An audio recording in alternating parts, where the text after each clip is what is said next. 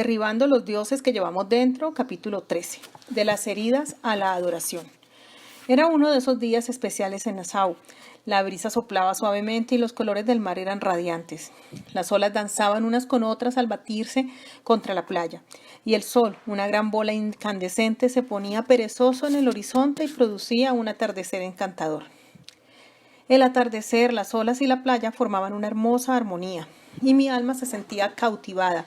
Pensé en las palabras de Byron. Se encuentra placer en los bosques sin sendas, se encuentra placer en la solitaria playa.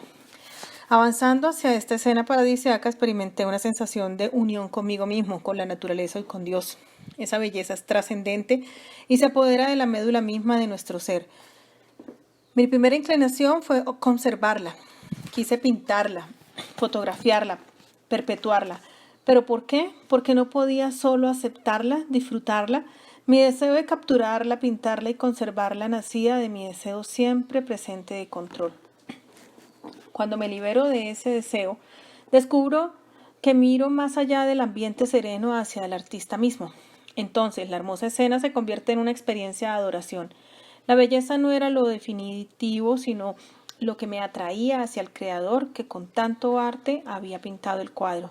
Rendir adoración es postrar a la persona toda en reverencia y asombro ante el Santo de los Santos, el Dios Todopoderoso, el Ser Supremo, el Creador de la vida y del universo.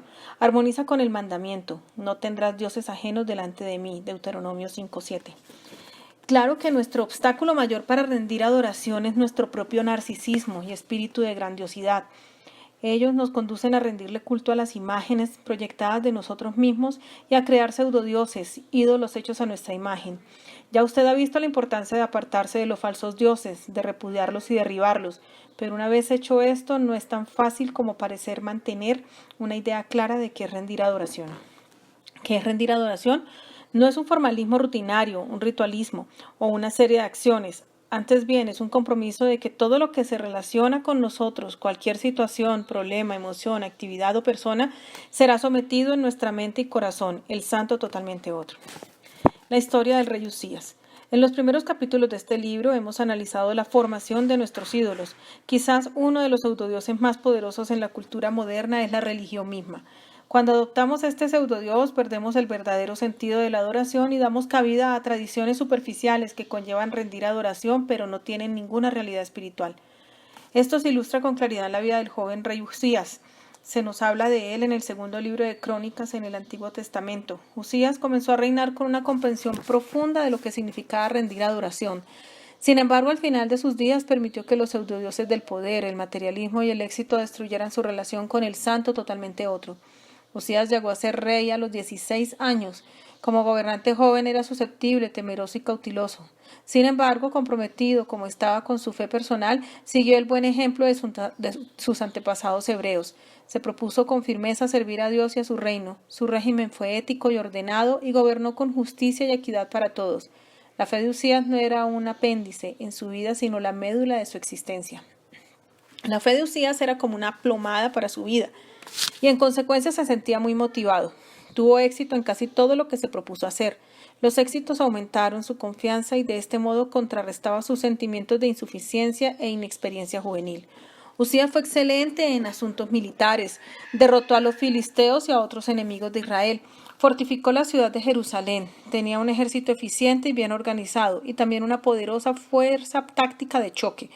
Desarrolló la mejor tecnología de armamentos de la época. Además de sus triunfos en la esfera militar, Usías también consiguió mucho en la agricultura. Tenía muchísimo ganado que pastaba tanto en los llanos como en las montañas. También era un agricultor entusiasta y desarrolló cultivos valiosos con un sistema de irrigación diseñado con brillantez. Se describió a Usías como un hombre que amaba la tierra. El éxito del rey Usías no tuvo igual y su fama se extendió por todos los confines al cabo de un tiempo. Sin embargo, se fueron formando pseudodioses y comenzó a postrarse ante ellos. Al examinar la experiencia de Usías no hacemos sino pasar revista al proceso de cómo se forma un falso dios, la seducción. El éxito le trajo al rey Usías fama, riqueza y poder. Entonces, como ahora, esa combinación es muy seductora. Cuando saboreamos el poder, el éxito y la confianza suprema en nosotros mismos, creamos nuestra propia realidad viendo lo que queremos ver. Solo estamos conscientes de los aspectos positivos de nuestra actividad y negamos o racionalizamos todo lo demás.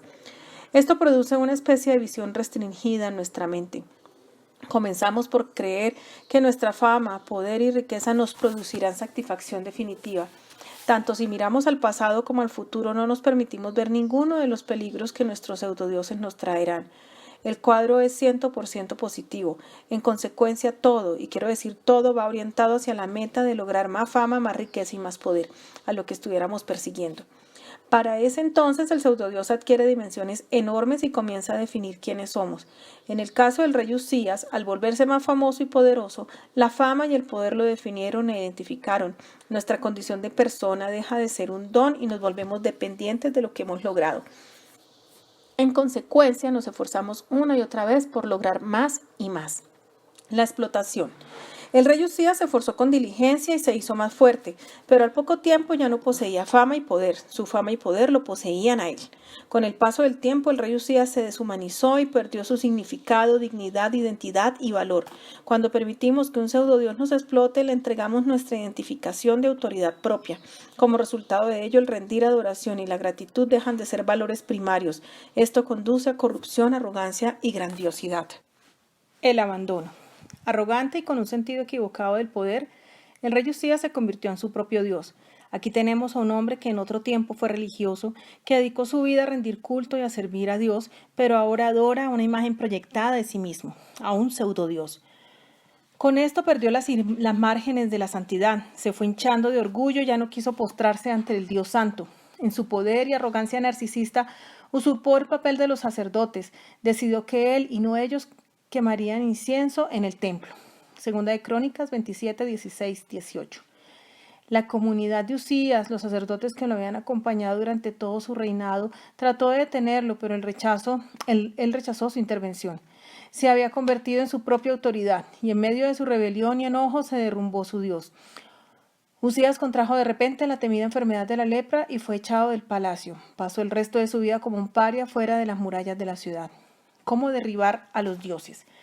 En la historia del rey Usías vemos el derribo de los dioses que llevamos dentro. Vemos el derribo del dios del narcisismo, es decir, su orgullo que trataba de hacerlo todo a su manera.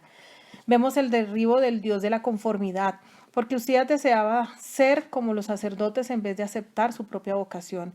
Vemos la desaparición del dios del materialismo, al volverse poderoso y rico, también se transformó en orgulloso y arrogante. Vemos la destrucción de la ilusión de la permanencia, el pensamiento de que podía hacer lo que deseaba y que todo seguiría siempre igual. Vemos el culto a lo extraordinario, porque aunque había conseguido ser rey, guerrero y estadista, también deseaba asumir el papel de sacerdote. El significado de rendir adoración. Isaías, el sabio profeta hebreo, dejó constancia en la Biblia que en el año de la muerte del rey Usías tuvo una visión del Señor Dios. Rendir adoración es tener una visión del santo, según Isaías. Su visión del santo fue: vi yo al Señor sentado sobre un trono alto y sublime y sus faldas llenaban el templo. Isaías 6:1. A pesar de nuestra religiosidad, nos resulta imposible tener la vivencia de la verdadera adoración hasta que nuestros pseudodioses sean derribados. Quizá por esto la visión de Isaías del Señor Dios le llegó después de la muerte de Usías.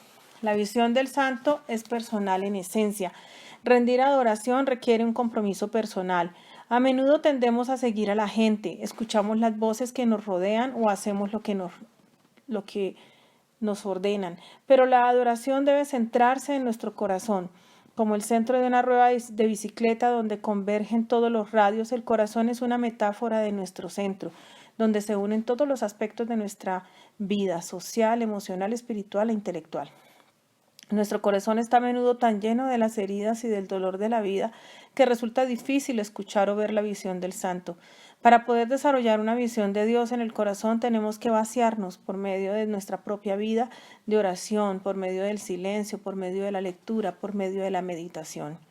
El apóstol Pablo nos invita a desarrollar los ojos del corazón, de manera que podamos en realidad valorar la grandeza y la gloria de Dios. Efesios 1:18.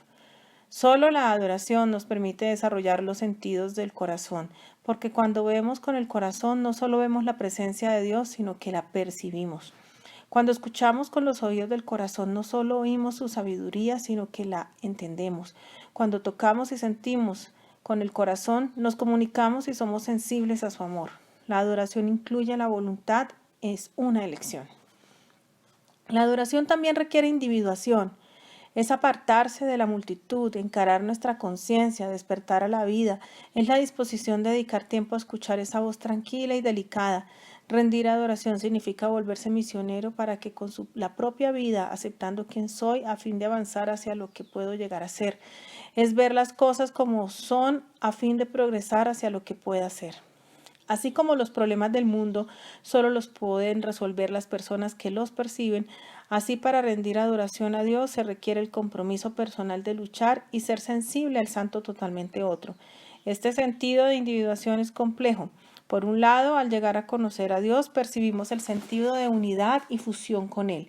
Pero para poder adorar a Dios debe darse de diferenciación. Tenemos que darnos cuenta de que si bien Dios está en nosotros y opera por medio nuestro, somos personas individuales que debemos en forma independiente y libre escoger postrarnos ante Él y adorarlo.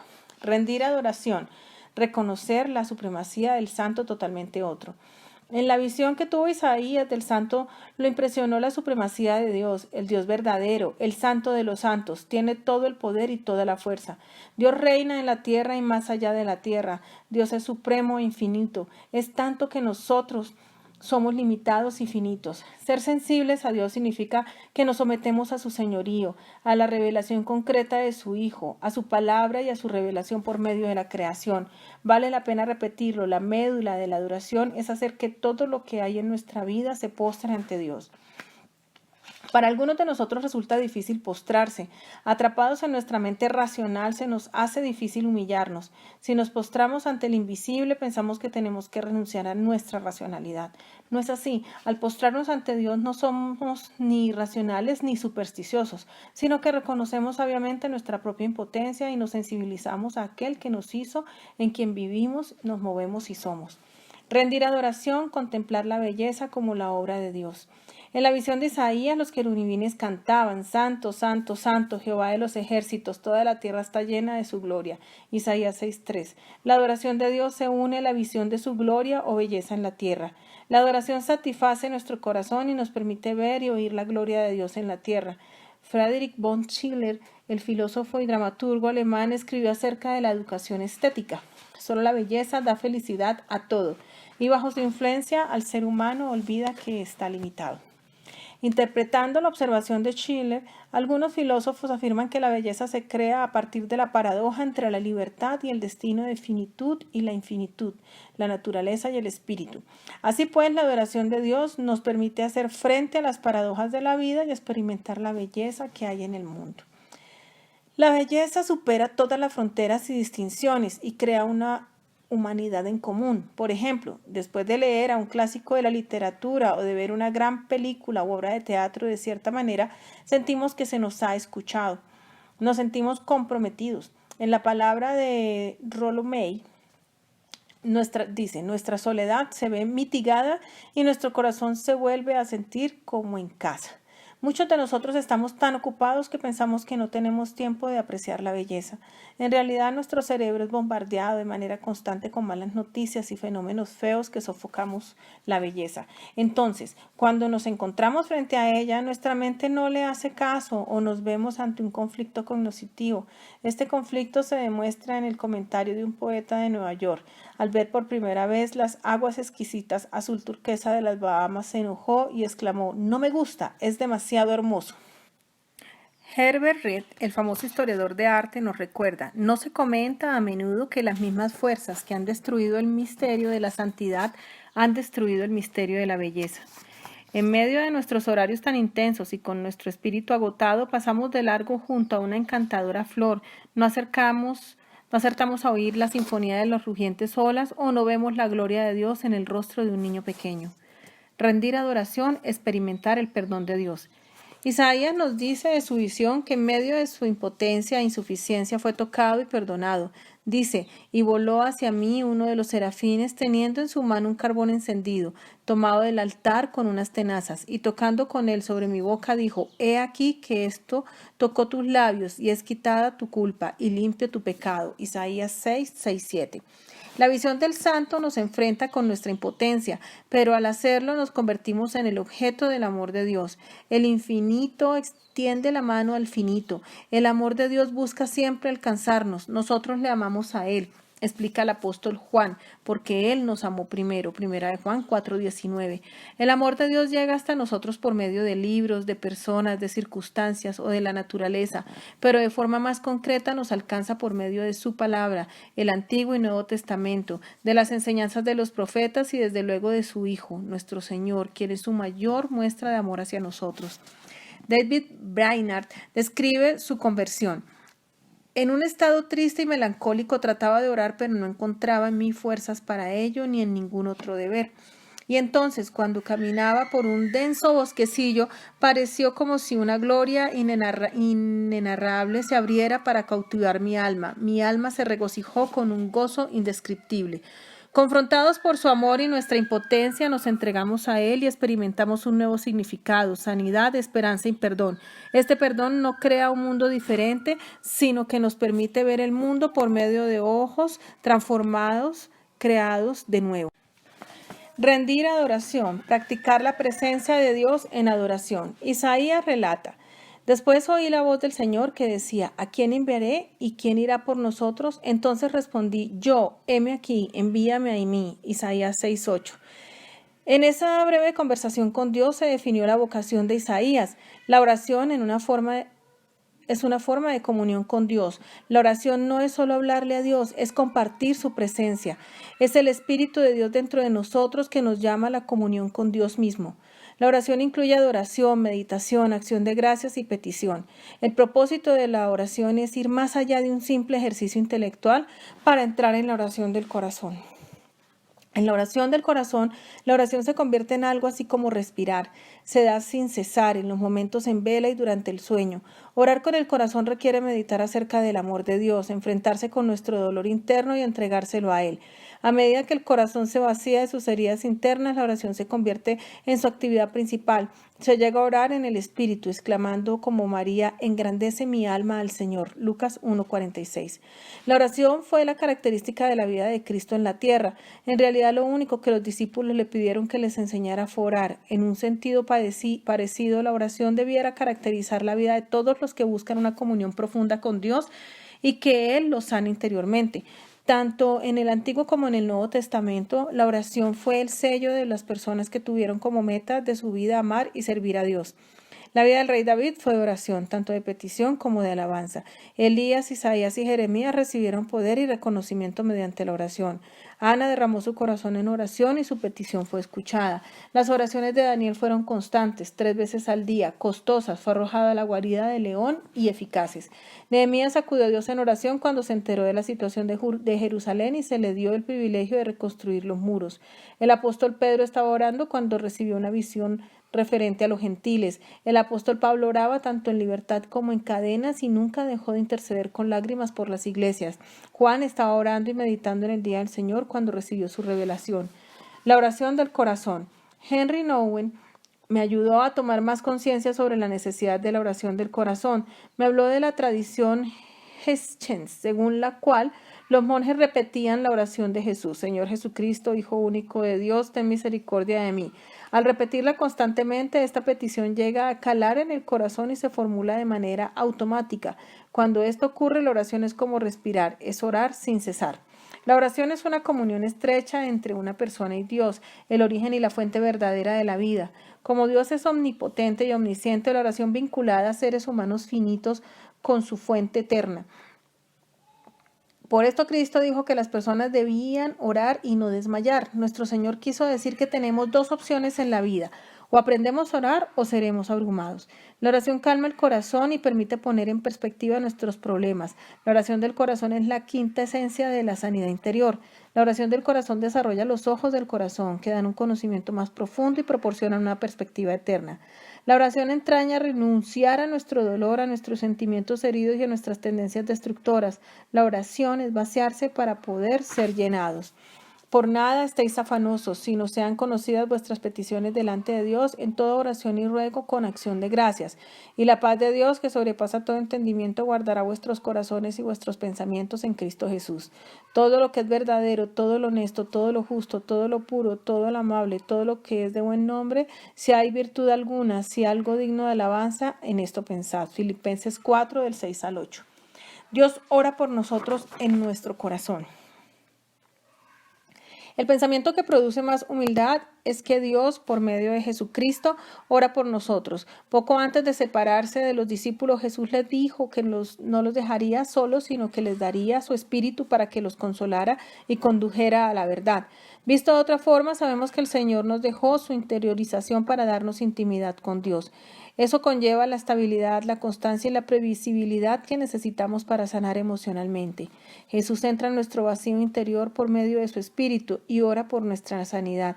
Y de igual manera el Espíritu nos ayuda en nuestra debilidad, pues que hemos de pedir como conviene no lo sabemos, pero Él, Espíritu mismo, intercede por nosotros con gemidos indecibles. Romanos 8:26. Eso coloca a la oración bajo una nueva luz. Significa que la oración en el corazón la dirige constantemente el Espíritu Santo. Orar, pues, es conectarse con la comunión con Dios Padre, Hijo y Espíritu Santo. Qué maravilloso es pensar que, al igual que mi familia y mis amigos oran por mí, Dios está orando por mí en mi corazón. Su Espíritu da testimonio a mi espíritu de que soy su hijo. La oración es abrir el corazón a la oración de Dios que ocurre en nuestra vida, debido a las interferencias que tenemos en la cabeza y a las que nos rodean. A veces no podemos oír al Espíritu que ora por nosotros. Quizás por esto se nos recuerda: tú guardarás en completa paz a aquel cuyo pensamiento en ti persevera, porque en ti ha confiado. Isaías 26:3. Rendir adoración, una vida de servicio. Isaías dijo: heme aquí, envíame a mí. Y el Señor respondió: ve. La prueba de que se rinde adoración no se encuentra en ninguna experiencia de éxtasis, se encuentra en un corazón que se entrega al servicio de Dios y del prójimo. Produce sentimientos de humildad, ver cómo Dios vincula su programa de curación a nuestra propia vida, a nuestros deseos y decisiones.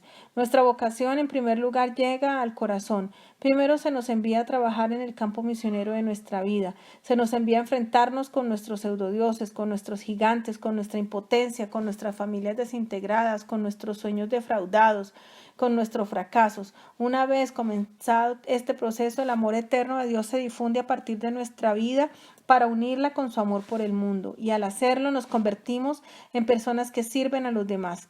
Al comienzo de este libro hablamos de Brian, el abogado que perdió un caso importante y vio que su pseudodios se derrumbaba. En medio de su desesperación se fue a una isla del Caribe en busca de alivio. Al llegar se encontró con que el huracán Hugo había devastado el lugar, había arrancado árboles, había destruido muchos edificios, las carreteras estaban deterioradas, las plazas estaban llenas de escombros, e incluso el hotel estaba en desorden. En medio de su desesperanza, Brian se encontró con Tom, tasador de seguros, que estaba en la isla para informar acerca de los daños. Tom hizo amistad con Brian y varias veces conversaron acerca de la vida y su significado. Tom compartió con Brian su fe y le dijo que había llegado a entender la fe en Dios. Cuando Brian oyó el relato del amor de Dios, se sintió conmovido y decidió adorar y servir a Dios.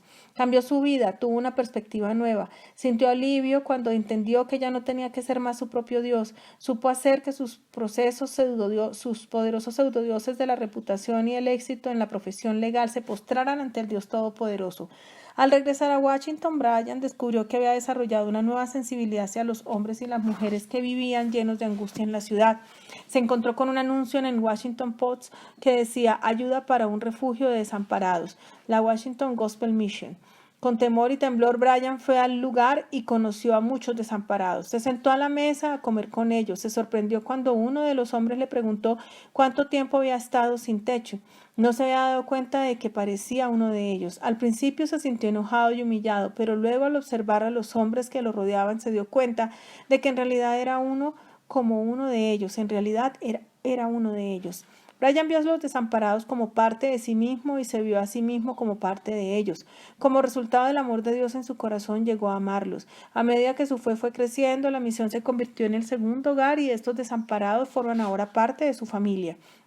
Ha sacado tiempo en medio de su práctica legal para trabajar como voluntario en la misión. Sentado allí junto a Brian me conmovió el efecto que han tenido en él esas vidas destrozadas y llenas de sufrimiento. Su amor por ellos refleja el amor de Dios por nosotros. En realidad es una experiencia de adoración. En forma sorprendente, el servicio es adoración y la adoración es servicio. Rendir adoración, el significado de la vida. Emerson, en su discurso en la Facultad de Teología de Harvard, dijo: ¿y qué calamidad mayor puede caer sobre una nación que la pérdida del sentido de adoración? Entonces todo se deteriora. El genio abandona el templo para rondar el Senado o el mercado. La literatura se vuelve frívola, la ciencia es fría, los ojos de la juventud no se iluminan con la esperanza de otros mundos y se envejece sin honra. La sociedad es frívola y cuando los hombres mueren nadie los recuerda. Rendir adoración es conocer a Dios y gozar de Él para siempre. Rendir adoración es derribar a los pseudodioses y hacer que toda nuestra vida se postre ante Él. Rendir adoración es superar nuestros temores y heridas, permitiéndonos experimentar sin temor su amor y luego compartirlo con los que nos rodean. El significado de la vida es conocer a Dios, recibir su perdón, postrarse a sus pies y no tener otro Dios más que Él. Entonces, y solo entonces es posible adorarlo con todo nuestro corazón, nuestra alma, nuestra mente, nuestra fuerza y amar al prójimo como a nosotros mismos.